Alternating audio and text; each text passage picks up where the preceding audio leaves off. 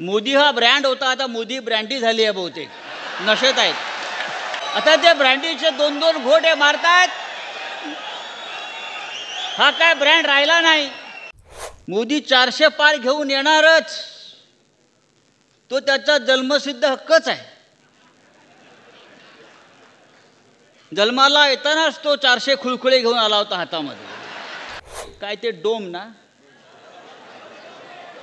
त्या डोम मध्ये डोम कावळे जमले आहेत. आमचा 58वा वाढदिवस आहे, ते 2.5 आहेत. पुढल्या वर्षी ते 2.5 वर्ष पण नसतील त्यांच्या जीवनामध्ये. हिंदू हृदय सम्राट, शिवसेना प्रमुख बाळासाहेब ठाकरे यांना अभिवादन करतो. व्यासपीठावरील शिवसेनेचे पक्षप्रमुख आणि या देशाच्या राजकारणातले हिरो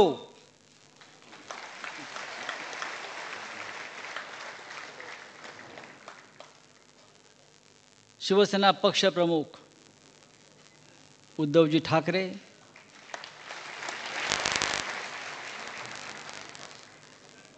महाराष्ट्र ज्यांच्याकडे फार मोठ्या आशेनं अपेक्षेनं पाहतो आहे, अशा आपल्या सगळ्यांचे लाडके युवा सेना प्रमुख आदित्य ठाकरे,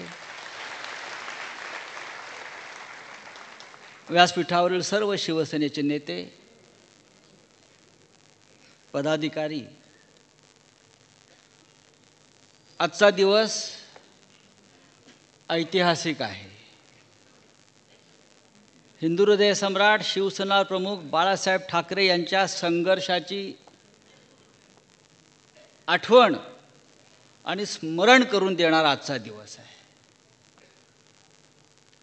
मी ऐतिहासिक यासाठी म्हणतो उद्धवजी, 19 जून 1966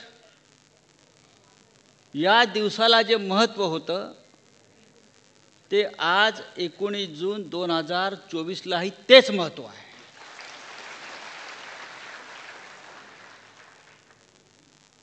असं वाटतंय की शिवसेनेने फक्त पुनर्जन्म घेतला नाही,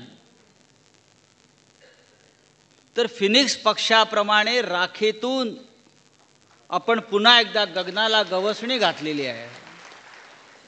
एक ऐतिहासिक विजय प्राप्त करून आपण सगळे इथे आलेलो आहोत आणि त्या विजयाचं नेतृत्व माननीय उद्धवजींनी केलेलं आहे. आता इथे आपण जिंकलेल्यांचा सत्कार केला, तसा जे लढले, संघर्ष केला, हार मानली नाही, लढत राहिले, अशा आमच्या योद्ध्यांचाही सत्कार केला.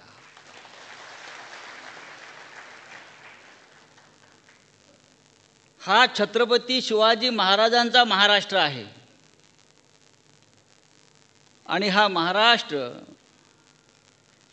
तुमच्यासारख्या फडतूस लोकांपुढे झुकणार नाही, हे मोदी आणि शहांना,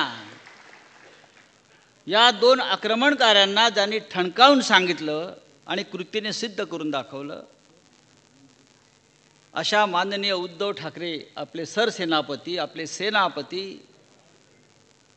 ह्यांच्याकडे संपूर्ण देश आज एका अपेक्षेने पाहतो आहे. मोदी आणि शहांचा पराभव अशक्य आहे.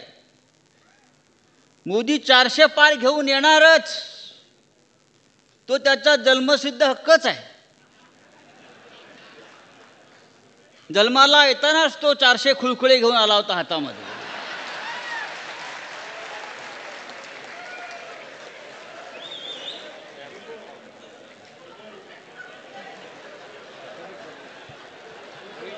काय म्हटले?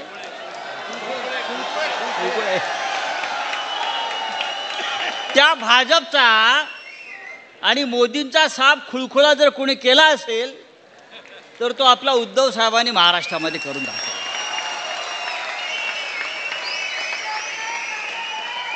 शिवसेना संपवायला निघाले होते. शिवसेना कुठे आहे? अरे शिवसेना अशी संपते काय? शिवसेना संपणार नाही. भगवान शंकरानं हलाहल प्राशन करताना एक थेंब जमिनीवर पडला, त्या थेंबातून निर्माण झालेली ही शिवसेना हलाहल प्राशन करून उभी आहे. आम्ही अनेक हलाहल पचवून इकडे उभे आहोत. तुम्ही आमच्यावरती असे किती अघोरी प्रयोग करा, आमच्यावर काय ते चालणार नाहीत. तुम्ही किती रेडे कापा. आज तिथे काय ते डोम ना, त्या डोममध्ये डोम कावळे जमले आहेत.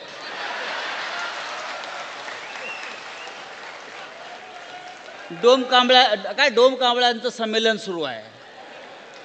आमचा 58वा वाढदिवस आहे. ते 2.5 आहेत. पुढल्या वर्षी ते 2.5 वर्ष पण नसतील त्यांच्या जीवनामध्ये. 58 आहे. उद्या हिरक महोत्सव. अरे हिंदुहृदय सम्राट शिवसेना प्रमुख बाळासाहेब ठाकरे यांना काही वेळ जात नव्हता म्हणून त्यांनी शिवसेना स्थापन केली नाही. या महाराष्ट्राला स्वाभिमान, अभिमान, राष्ट्राभिमान याचं बाळकडू पाजून असंख्य हुतात्म्यांच्या बलिदानातून हा महाराष्ट्र आणि शिवसेना त्यांनी स्थापन केली. असे कोणी गुजरातचे सोमे गोमे हौशे गौशे नवशे आले आणि त्यांना शिवसेनेवर वार करून शिवसेना संपवता आली, हे स्वप्न कोणी पाहू नये. छत्रपती शिवाजी महाराजांचा महाराष्ट्र असं मी यासाठी म्हणतो की छत्रपतींनी कधी आपली मान दिल्लीच्या तख्तापुढे तुकवली नाही आणि त्याच शिवसेनेचा, त्याच महाराष्ट्राचा वारसा माननीय उद्धव साहेबांनी चालवला आणि फार मोठं यश त्याने आपल्याला प्राप्त करून दिलं. मला आश्चर्य वाटतं, भारतीय जनता पक्ष आता आभार यात्रा काढणार आहे, धन्यवाद यात्रा काढणार आहे. कशा करता? पराभव केल्याबद्दल महाराष्ट्रानं. नरेंद्र मोदींना बहुमत मुक्त केल्याबद्दल. मला कळतच नाही की धन्यवाद यात्रा महाराष्ट्रात देशामध्ये काढणार. 400 करणार होते ते 240च्या खाली आम्ही आणून ठेवले म्हणून आभार यांच्या डोक्यावर परिणाम झालाय. मोदी हा ब्रँड होता, आता मोदी ब्रँडी झाली आहे, बहुतेक नशेत आहेत.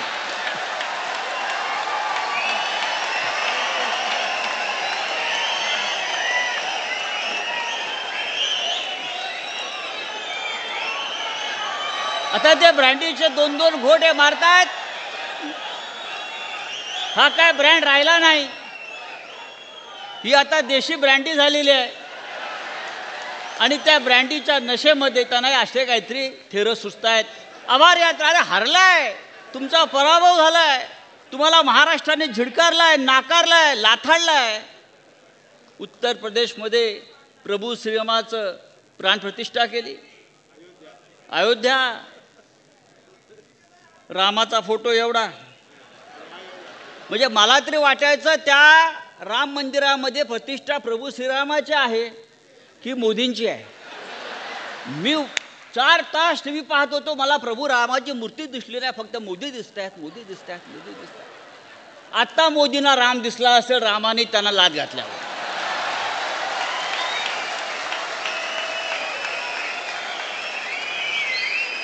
या देशाच्या जनतेनं, या महाराष्ट्रानं, या उत्तर प्रदेशनं मोदींच्या हिंदुत्वाचा पराभव केला, कारण ते नकली आणि ढोंगे हिंदुत्व होतं.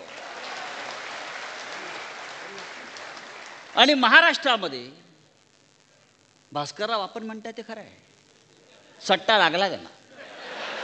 बघा, त्यांना सत्ता लागलाय, सत्ता, सत्ते पे सत्ता. पण हा त्यांना शेवटचा आकडा आहे. यानंतर त्यांचा आकडा या महाराष्ट्रामध्ये लागणार नाही. हा सट्टा बाजार हा स्टॉक एक्सचेंज, हा शेअर बाजार हा नेहमी तात्पुरता असतो, कधी कोसळतो. दिल्लीतही कोसळणार आहे आणि महाराष्ट्रातही कोसळणार आहे. कसला स्ट्राईक रेट हो, कसला स्ट्राईक रेट? स्ट्राईक रेट महाराष्ट्रामध्ये वाढलाय तुमच्या बेईमानीचा, गद्दारीचा, आणि तो आम्ही खाली आणू. 7 जागा मिळाल्या, त्यातली अमोल कीर्तीकरांची जागा आपण जिंकलेली जागा आहे, ती आपण पुन्हा जिंकू. या देशामध्ये भारतीय जनता पक्षाच्या 110 जागा या 500 ते 1000च्या फरकाने जिंकलेल्या आहेत. 500 ते 1000, 110 जागा 500 ते 1000, म्हणजे तो विजय मला मानता येणार नाही. जसा अमोल कीर्तीकरांचा विजय चोरला तसे हे 110 विजय त्यांनी चोरले.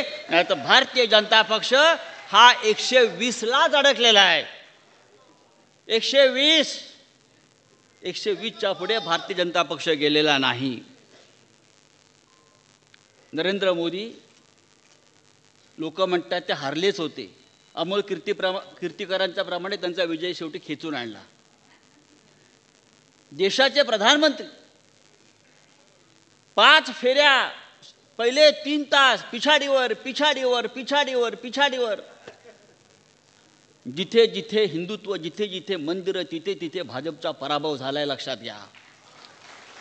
वाराणसीमध्ये हरता हरता वाचले, अयोध्येमध्ये हरले, रामटेकला हरले, रामेश्वरमला हरले, चित्रकूटला हरले, सती राणीला हरले, नाशिकला पंचवटीला हरले. जिथे राम तिथे त्यांचा पराभव. हे यांचं हिंदुत्व. ही पैशाची मस्ती चालणार नाही, कुठे चालणार. आता काय, तो वारकऱ्यांना सुद्धा ते लाच द्यायचा प्रयत्न करतायत. आपण पाहिलं असेल आज की वारकरी म्हणजे आतापर्यंत त्यांनी मतं कशी विकत घेतली. ही मंडळं विकत घ्या. अरविंद सावंत कुठे आहेत? बरोबर ना. क्रिकेटच्या संघांना पैसे द्या, मंडळ विकत घ्या, मतं विकत घ्या. हां, विकत घ्यायचं, विकत, विजय विकत घ्या, सगळं विकत घ्या. आता काल मी ऐकलं की वारकऱ्यांना सुद्धा प्रत्येक दिंडीला 20,000 रुपये द्यायचे, म्हणजे वारकऱ्यांना विकत घ्या. वारकरी ही या महाराष्ट्राचा संस्कार आणि संस्कृती आहे. छत्रपती शिवाजी महाराजांना तुकोबा रायांना एक चांदीच्या ताटात नजराणा पाठवला. तो नजराणाही तुकोबा रायांनी परत पाठवला वारकरी म्हणून. त्यांनी सांगितलं त्यांचा वारकरी संप्रदाय. आणि तुकोबांनी सांगितलं, आम्ही नेणे सुखी म्हणा विठ्ठल विठ्ठल मुखी, ये र तुमचे वित्त धन मज मृतिके समान. हे तुमचा नजराणा, हे तुमचे पैसे मला माती समान आहे. आम्ही स्वाभिमानी वारकरी आहोत. आम्हाला हे राजाचे नजराणे नकोत, आम्हाला विकत घ्यायचा प्रयत्न करू नका. पण या महाराष्ट्रामध्ये हे मस्तवाल सरकार प्रत्येकाला विकत घ्यायचा प्रयत्न करत आहे. आणि त्यांच्या छाताडावर पाय रोवून उद्धव साहेबांनी हा विजय आपल्याला मिळवून दिलेला आहे. मी शेवटी इतकंच सांगेन, आज का फार मोठा आपण सांस्कृतिक कार्यक्रम ठेवला नाही. तो पाहायचा असेल तर डोमकावळांचा कार्यक्रम तिकडे सुरू आहे, ते जाऊन तुम्ही बघू शकता. मी इतकंच सांगेन की ह्या निवडणुकीनं आपल्याला एक चांगला संदेश दिला. आपण तो प्रखर हिंदुत्ववादी म्हणून स्वीकारला पाहिजे. हा संदेश आपल्याला नाही, हा संदेश सगळ्यांना आहे. महाभारत आणि रामायण हे आपले 2 पवित्र ग्रंथ आहेत हिंदुत्वाचे. रामायणाने सांगितलं आहे, सोन्याचं हरिण नसतं बाबा, मृगजळाच्या मागे लागू नका. हे शिंदे अजित पवार मृगजळ आहे, संपलं. सोन्याचं हरिण नाही. किडनॅप झाले, किडनॅप संपले. आणि महाभारतानं संदेश दिला की सत्तेची मस्ती चालणार नाही, बहुमताची दादागिरी चालणार नाही. तुम्हाला कधी खाली उतरवलं जाईल आणि तुमचा सत्यानाश होईल। हे दोन संदेश या निवडणुकीनं आपल्याला दिलेले आहेत। महाभारताच्या 13व्या अध्यायात एक फार छान प्रसंग आहे, तो सांगतो आणि हा विषय मी संपवतो। उद्धवजी आपण ऐका।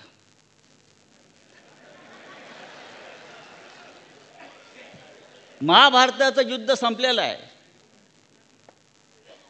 वाताहत झाली आहे संपूर्ण पृथ्वीवर, आणि श्रीकृष्ण आणि अर्जुन यांचा फार सुंदर संवाद आहे। श्रीकृष्णाने अर्जुनाला विश्वरूप दर्शन दिलं आणि या पृथ्वीवर जे जे काय चालू आहे ते दाखवलं। हाणामाऱ्या, संघर्ष, पक्षांतर, फोडाफोडी, सत्तेची खेचाखेची, विश्वासघात, ईडी, सीबीआय, मोदी, शहा, हे सगळं श्रीकृष्णानं अर्जुनाला दाखवलं।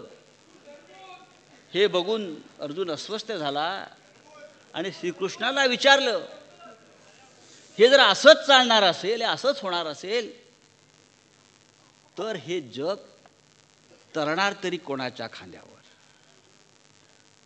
माझ्या खांद्यावरती असं श्रीकृष्णानं उत्तर दिलं नाही। श्रीकृष्ण म्हणाला, या जगामध्ये 4 अशी प्रामाणिक माणसं आहेत जे या समाजाच्या, देशाच्या कल्याणाचा विचार करतात, राष्ट्राच्या कल्याणाचा विचार करतात। त्यांच्या खांद्यावर हे जग तरतं आणि तरेल, आणि त्या 4 खांद्यांपैकी एक महत्त्वाचा खांदा उद्धव साहेब तुमचा आहे। म्हणून हे जग तरलेलं आहे, म्हणून हा समाज तरलेला आहे, आणि म्हणून हे राष्ट्र आणि हिंदुत्व तरणार आहे।